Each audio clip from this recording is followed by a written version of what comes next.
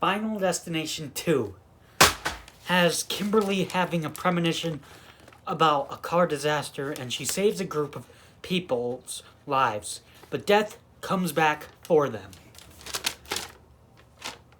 So, first of all, I'm doing this now because I won't be here on Saturday. So you're getting it a few days early. So there you go.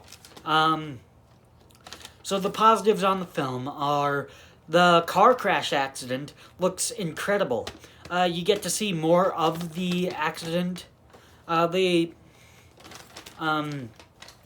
in the plane, the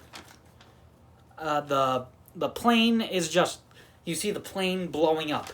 But in the premonition, or you do see some stuff happening, but in the car crash, you see cars crashing, bikes spinning out, people getting run over, people getting hit by a fiery truck. So you get to see more stuff, and the premonition just feels bigger than the plane explosion. It feels more high stakes.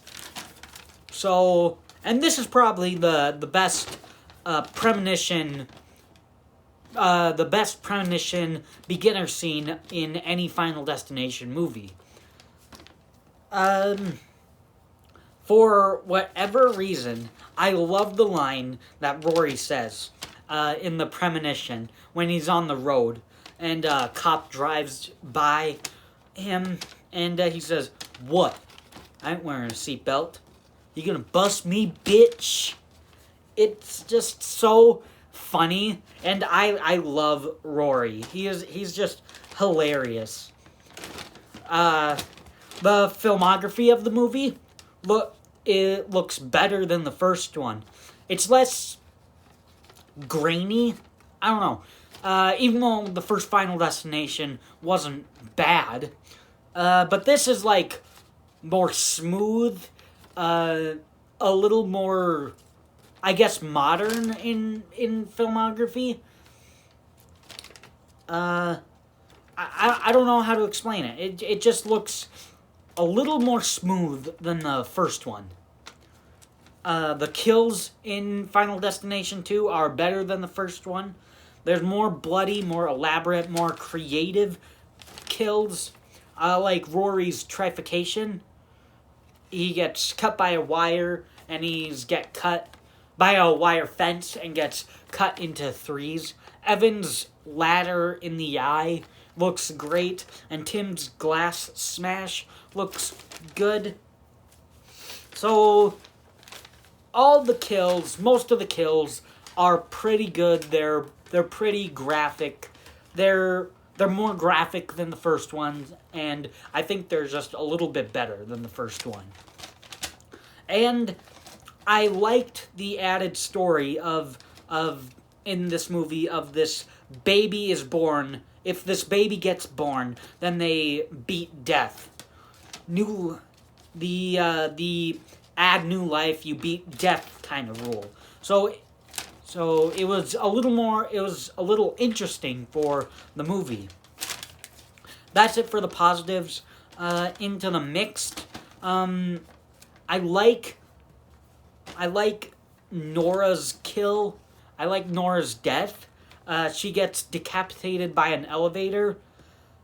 So, in concept, in the way they show it, it's good. But there's some other stuff, like if she did not freak out or had not gotten off the elevator without the others, she wouldn't have died. Because she gets her hair hooked with a prosthetic arm or something that an old guy has, and then it's tugging on her hair, and then she gets off the elevator, and then Eugene and the old guy stays on the elevator. The elevator doors kind of close up to her head, and then it goes up. So if she wouldn't have freaked out or had not gotten off the elevator, she probably would have stayed alive. And also about the elevator. The elevator should have had some sensor, because, and it shouldn't have gone up, so nothing should have gotten caught. Because, like, in a typical elevator, in, like, a hotel or something, you put your arm in front of the elevator, and then the doors, like, don't hit your arm, and then they go back. If anything is in the way, they will not close. So that doesn't exactly make sense, let alone that it continues to go up. So the kill itself is gory, graphic, but how they achieve her beheading is not quite believable. So that's it for the mixed. On to the negatives. The ladder that kills Evan, the ladder that kills Evan falls, then it stops right before it hits his face. So then it falls and kills him. I don't think it had enough force to go through Evan's eye, because here's Evan and here's Evan, here's the ladder. It had so much force to go through his eye. I don't think it would have, like, a lot of force to go in deep, how deep it was. And it kind of looked like it had a lot of force to it, so I don't think it'd have that much force. Another negative is having Alex Browning, the main character of the first one, being killed off-screen is unceremonious, let alone by a falling brick. And you see a picture of him that Clear has. So there's, like, no other mention of him other than he died from a falling brick. A falling brick. If you're gonna kill, well, maybe they couldn't have Alex in the sequel, but the least you could have done is maybe have a flashback and have like a body double or something, and have at least a gory kill for him. So it just feels unceremonious of killing him, let alone with just or not just killing him, unceremonious of killing him with just a falling brick. So, if they would have had a flashback and a gorier kill for him, maybe it would have been fine. And the last negative is the whole setup for Eugene's death is not believable. It's almost supernatural, which I don't think, because most of these kills aren't really supernatural. It's Rube Goldberg kind of traps.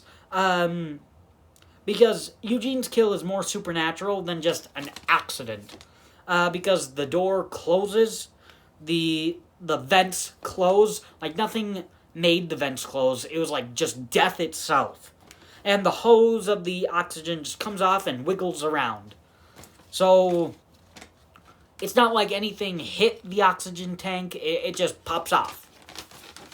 So that was just more supernatural than just an accident.